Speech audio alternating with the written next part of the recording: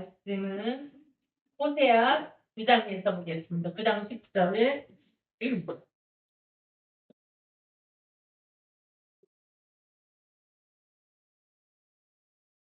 지난번에 우리 금요일 날 호세아에서 9장에서 봤는데 또 연이어서 보겠습니다. 9장 10절 합독하겠습니다. 시작. 옛적에 내가 이스라엘 하나님을 광야에서 포도를 만남같이 하였으며 너희 열두 고기를 무화과 나무에서 처음 놓친 천열매를 동감케 하였거늘 너희가 알고 올라서 부러운 세상에게 몸을 주므로 너희의 사랑하는 세상같이 사랑하였었도다.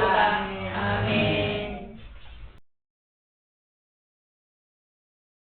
호세아서는 주로 이제 모든 선지서가 다 그렇듯이 하나님 앞에 이제 범죄하여서 이스라엘 백성들이 범죄함으로 하나님 앞에 죄를 짓고 하나님께서 이제 또 뭐 노예로 가게 한다든가 그런 일들이 있습니다. 그런데 이제 호세아서를 깊이 알기 전에는 이제 호세아 선지자를 고멜 같은 상녀를 데려다가 결혼하게 하고 이제 하나님의 마음이 이제 호세아도 정말 싫지만 그래도 그 상녀를 데리고 와서 결혼하게끔 하는 아버지의 마음, 그리고 아버지께서 우리 이스라엘 백성을 향한 그 고멜이 결국은 이스라엘 백성이거든요. 하나님께서는 그 이스라엘 백성을 하나님께서 이제 돌이키게 하기 위해서 고멜하고 일부러 결혼을 하게끔 만들고 그럼 데려다 놓으면 또 나가고 데려다 놓으면 또 나가고 그러잖아요.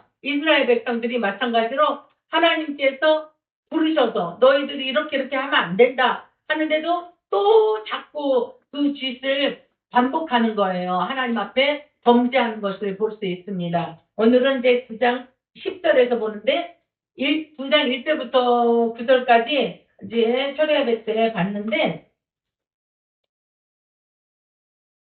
우리가 이제 하나님 앞에 이스라엘 백성들이 엄청난 범죄를 저질러서 하나님께서 이제 너희는 이제 애굽으로 말하자면 애굽은 진짜 애굽에서는 나왔잖아요. 이미 가나안 땅을 들어오기 전에 나왔는데 애굽으로 간다는 거예요. 애굽은 다시 노예 생활로 돌아가겠다는 것을 말씀하시거든요. 그런데 애굽을 가겠다는 것, 그 다음에 아수르라는 나라에 이제 노예로 가고 이제 점령당할 것이라는 것을 계속 말씀하셨습니다. 그러면서 이제 이스라엘이 에브라임은 북이스라엘에서 가장 큰 지파가 에브라임 지파잖아요. 에브라임. 그러니까 이제 에브라임은 원래는 뜻은 풍성함, 뭐 창성함 이런 건데 이제 에브라임이 죄악을 저질름으로 인해서 지파 자체는 크고 이제 아주 풍성했어요.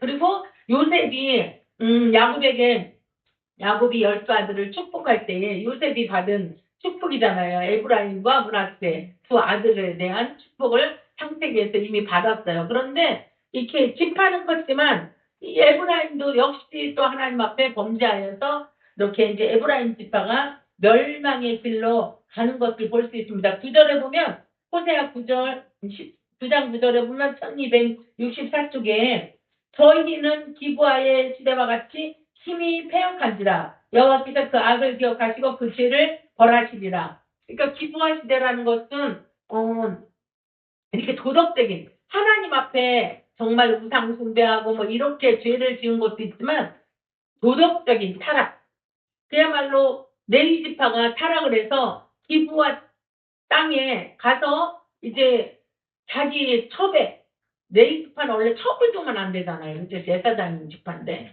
첩을 데리고 갔다가 거기서 이제 당하고 자기 첩으로 둔 아내가 이제 강간을 당해서 죽게 되는 사건이 있었어요.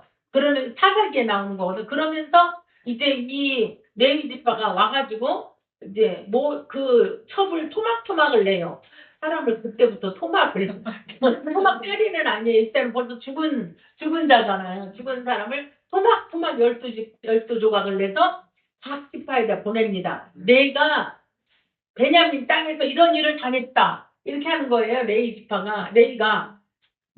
사람이 한 사람. 그러니까 베냐민 지파 사람들, 베냐민 땅에서 이런 일을 당했으니까 너희들이 함께 싸워달라 이러는 거죠. 그러니까 이제 이 이스라엘은 다 형제 지파잖아요. 12지파가 형제인데 자기 형제와 형제가 싸워야 되는 상황이 됐어요. 11지파와 베냐민 지파가. 그래서 막 이제 싸우는데 자기 이제 하나님 앞에 울면서 베냐민을 치러 가야 되냐 마야 되냐 하나님 앞에 간구하는데 올라가라. 유다가 먼저 올라가라. 이렇게 하는 거예요. 유다가 그때도 하나님은 유다를 앞장세웠어요. 유다는 12지파 중에 몇 대 아들? 학생들. 넷대 맞았습니다. 나중에 주인에게 선물하겠습니다. 이제 이렇게 넷째 아들인데 근데 하나님은 유다 지파에서 홀이 나온다고 그랬어요. 유다 지파에서 그야말로 다윗의 홀, 다윗 왕이 나왔고 예수 그리스도가 나왔잖아요. 그러니까 왕의 권세가 나온 거예요. 그 지파에서. 그러니까 유다는 넷째 아들이지만 원래는 루벤 이렇게 시몬도 있고 쭉 있잖아요. 그런데 이 넷째 아들이 이제 왕권을 행사하게 됐습니다. 그러니까 유다가 먼저 올라가라. 뭐 이렇게 전쟁이 일어나면 하나님 앞에 막 물으면 유다 지파가 올라가라 이렇게 하잖아요. 그래가지고 이제 유다 지파랑 12지파가 11지파가 싸우게 됐습니다. 아니 이제 유다 지파가 올라가서 먼저 베냐민 지파랑 싸우게 된 거예요. 11지파랑. 그래서 이제 베냐민 지파가 나중에는 죽게 되고 초토화가 됐습니다. 그래서 베냐민 지파가 완전히 없어질 지경이 생겼어요.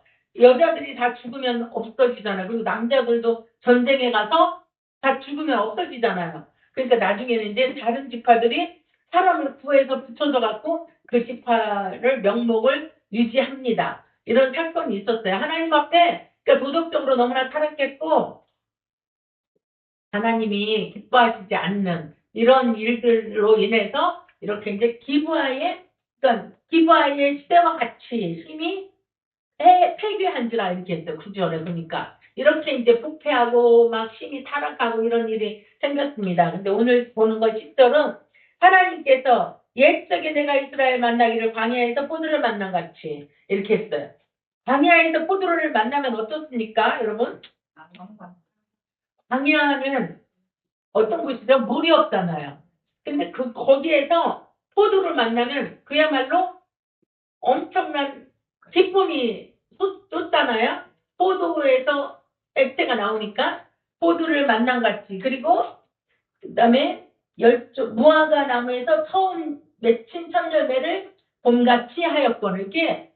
이렇게 하나님께서는 이스라엘 백성들 그렇게 귀히 여겼다는 거예요. 강에서 만난 포도처럼 무화과 나무의 첫열매처럼 이렇게 귀하게 여기고 이렇게 대접을 했거늘 너희는 그러지 않다는 거예요.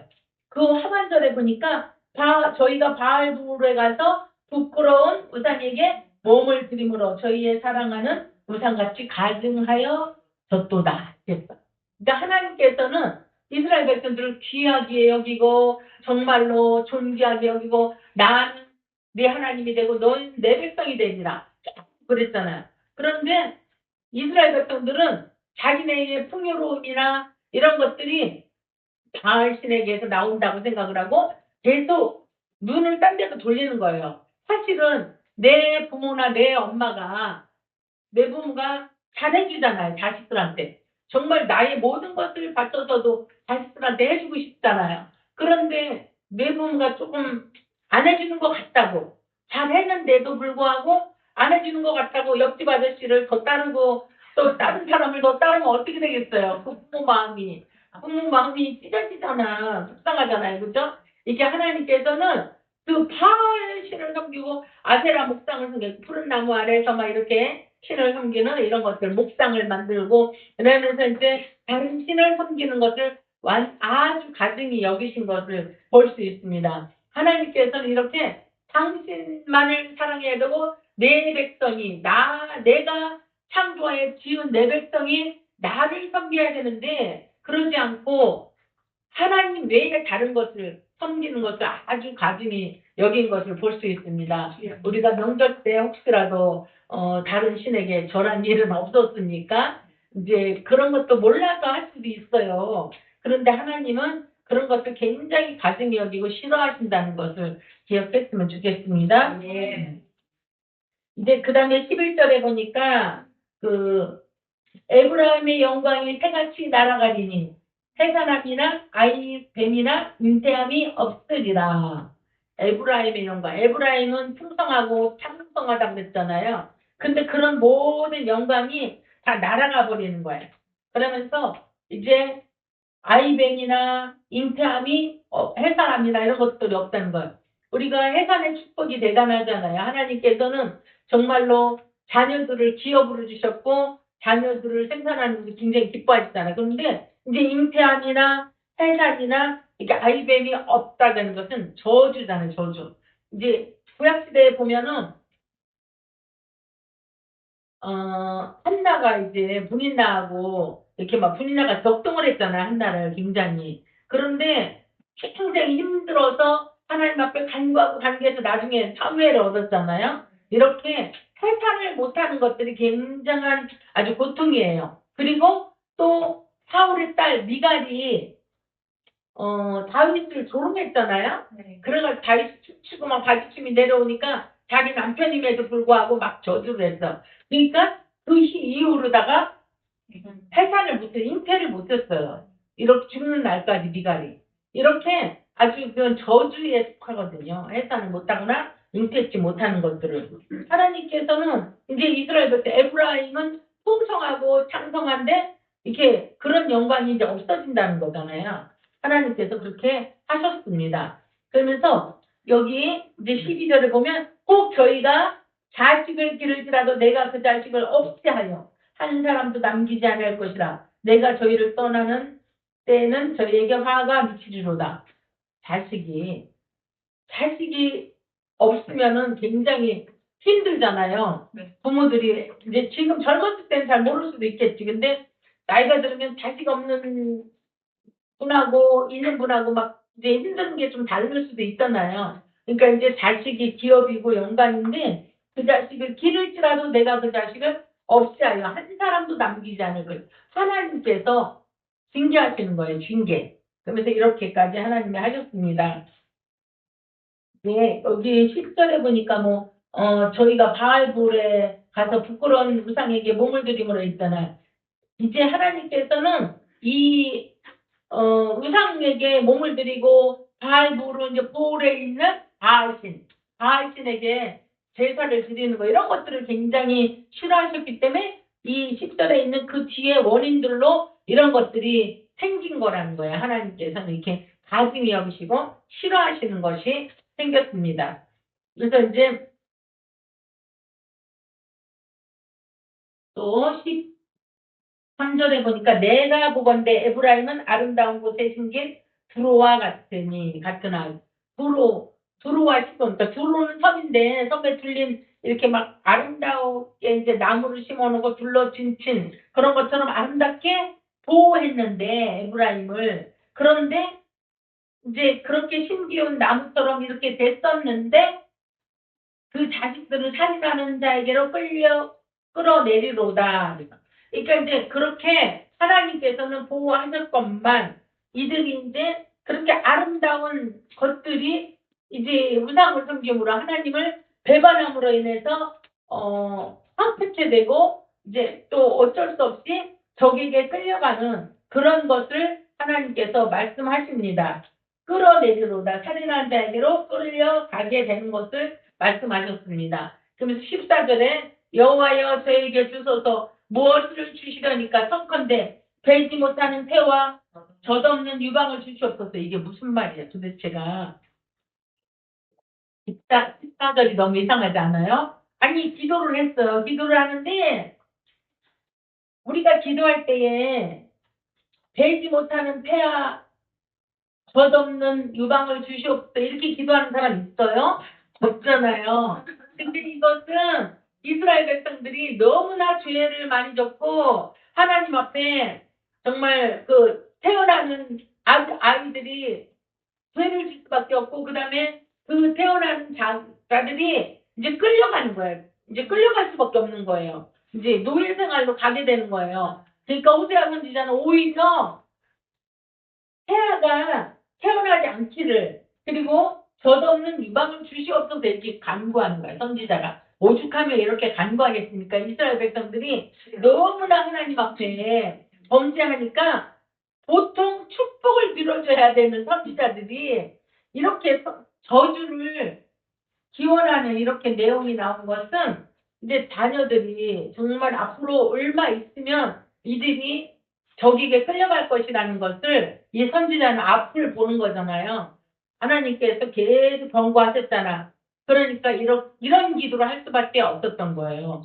근데 우리가 정말 이제 우리 세대에 하나님 오실지 어떨지 모르겠지만 정말 어려운 일을 당하면 차라리 자녀가 없는 사람이 좀 마음이 덜 슬플 수도 있을 것 같아요. 우리 자녀들 세대, 저도 자녀들 세대를 위해서 많이 기도하는데, 자녀들 세대에 지금도 나라가 좀 많이 어렵습니다. 그런데 이 자녀들 세대에 받을 고통, 우리 자녀, 지금도 이제 경제가 점점 어려워지는데, 우리 자녀들이 받을 그 고통, 그 다음에 동성애가 통과되면 이 아이들이 교회에서도 이제 동성애에 대한 거 설교를 못해요.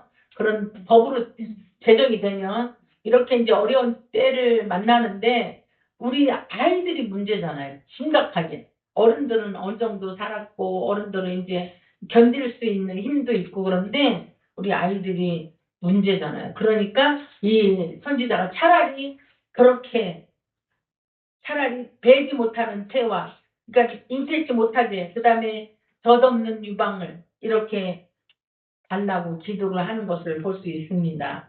이렇게 기도하기가 쉽지 않은데 정말 이렇게 할 수밖에 없는 호세아의 마음 그리고 선지자들이 그렇게 할 수밖에 없는 왜냐하면 그날이 가까우면 그날에는 어린아이들까지 다 살육을 당하고 종으로 잡혀가고 이러는 건데 이제 그 이스라엘 백성들이 해결치 않아서 하나님께서 곧 이제 준엄한 심판과 이제 이런 것을 심판이 당해올 것을 알았기 때문에 이렇게 그 아이들이 고통받을 것을 알아서 이렇게 하는 것을 볼 수 있습니다. 하나님의 심판이 가까워 왔고 그 다음에 그것을 인식하고 이제 더 많은 희생과 아픔을 줄이기 위해서 이제 반대적인 기도를 할 수밖에 없는 호세아의 심정. 우리도 이제 어떤 면에서는 그런 마음을 가질 수도 있을 것 같아요. 그러니까 우리 하나님은 이렇게 계속 이스라엘 백성들에게 경고하셨습니다. 너희들이 이렇게 하면 안 된다. 계속 했는데도 이스라엘 백성들은 듣지 않고 있다가 하나님 앞에 이제 징계를 받음으로 어쩔 수 없이 끌려가는 그런 일이 생겼습니다. 그러면서 이제 여기 15절을 보니까 저희의 모든 악이 길갈에 있으므로 내가 거기서 저희를 미워하였노라. 그 행위가 악함으로 내 집에서 쫓아내고 다시는 사랑하지 아니하리라. 그 방백들은 다 패역한 자니라. 이렇게 했습니다. 길갈에 대해서 전에도 한번 말씀을 드렸는데 길갈은 사실은 우리는 좋은 의미로 많이 생각을 했잖아요. 이제 이스라엘 백성들이 이제 광야를 지나서 가나안 땅에 딱 들어와 가나안에 왔을 때 이제 그 광야의 애굽의 수치가 다 물러가게 된다. 이런 뜻으로 이제 길갈 이렇게 했잖아요. 그때 세례를 받았고 처음으로 할례를 받고 이렇게 했잖아요. 그래서 이제 길갈이라고 애굽의 수치를 굴러가게 하였다 해가지고 길갈이라고 이름을 했습니다. 이거는 이제 여호수아에서 보면 이렇게 나와요. 이제 여호수아 4장 19절도 있고 또 이제 5장 9절에도 있고 이렇게 이제 그다음에 그것은 엘리사의 활동지로도 이제 길갈이 사용이 됐습니다. 그러고 또 북이스라엘이 패역한 시대에는 베델과 함께 우상을 숭배하는 우상 숭배지가 되었습니다. 결국은. 그러니까 그렇게 좋은 곳으로 살게 됐었는 그 길갈이 하나님이 싫어하시는 우상 숭배지가 되었습니다. 우리도 이제 북한 땅을 보면 처음에 우리나라에 이제 평양에 대부흥이 일어났잖아요. 그런데 북한에 지금은 곳곳에 우상이 세워져 있고 김일성 동상 이런 것들이 세워져 있고 그런데 그 하나님이 가증 여기시고 싫어하시고 죽일 수밖에 없는 그런 상황들이 있습니다. 그런데도 그곳에는 지하에서 눈물 뿌려 기도하는 정말 애타게 기도하는 사람들이 있으므로 그리고 이 나라에서 우리가 같은 나라잖아요. 우리 한반도를 우리나라로, 저 북한도 우리나라로 우리가 헌법에 되어 있습니다. 그래서 그 땅을 위해서 기도하는 사람들이 있기 때문에 하나님이 아직은 보류시켜주지 않나 이렇게 생각이 됩니다. 하나님께서 이렇게 가증히 여기시는 것들은 하나님께서 반드시 보응하시고 반드시 끌려가게 하시고 노예를 살게 하시는 것을 이렇게 구약 성경에서 많이 보게 됩니다. 또 아모스 4장 4절에도 전에 한번 본 적이 있는데 제가 전에 설교를 하다가 이제 아모스를 보게 된 적이 있어요. 적어놨는데 아모스 4장 4절에도 이렇게 우상 숭배지가 되는 것에 대해서 하나님이 아주 싫어하시는 것을 보십니다. 모든 원인이 그 길갈이라는 거예요. 여기 호세아에서 보니까 길갈에서 이런 일이 생겼다. 모든 악이 길갈에 있으므로 이렇게 했어요. 하나님께서 이렇게 우상 숭배한 그 죄악을 그 백성들이 같이 동참해서 죄를 짓는 것을 완전히 하나님 가증히 여기시고 싫어하셨습니다. 그리고 북왕국이잖아요. 이때는 그 쫓아내시겠다고 했는데 여기 쫓아내는 것이 예루살렘에서 쫓아내는 것이 아니고 여기는 북왕국이기 때문에 하나님 앞에서 완전히 쫓아내겠다는 거예요. 그 이스라엘 백성, 북이스라엘 백성들을. 그러면서 이 죄로 인해서 이제 자녀도 낳지 못하고 여기 보니까 이제 16절 에브라임이 힘을 입고 그 뿌리가 말라 가시를 맺지 못하나니 비록 아이를 낳을지라도 내가 그 사랑하는 태의 열매를 죽이리라 이렇게 했습니다. 아이를 낳았어도 죽인다는 하나님이 이렇게 경고를 하셨습니다. 그리고 저희가 듣지 아니함으로 내 하나님이 저희를 버리시리니 저희가 열국 가운데 유리하는 자가 되리라 계속 예언을 하셨습니다. 나중에는 이제 결국은 이스라엘 백성이 이제 멸망하게 되고 이렇게 이제 하나님으로부터 쫓김을 당하고 약속의 땅에서 추방이 되고 이제 오랜 세월 동안 유리 방황하는 이제 이스라엘 백성이 되었습니다. 우리도 지금 하나님께서 이 시대에 경고의 사인을 올릴 수도 있습니다.